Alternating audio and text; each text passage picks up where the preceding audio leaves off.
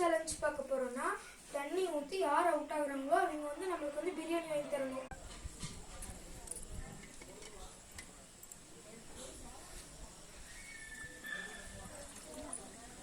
ஜெயிக்கணும் பார்க்கலாம்.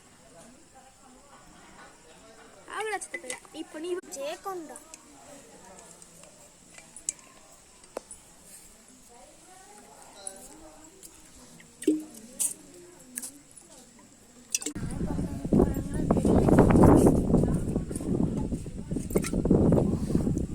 இப்படின்னு தெரியல, இப்படி ஊற்றி வச்சிருக்கிறாங்க.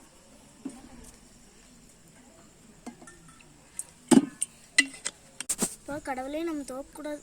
தோத்துட்டு 500 ரூபாய் நம்மளுக்கு வேஸ்ட் ஆயிருக்கு. ஐயோ இன்னைக்கு நம்ம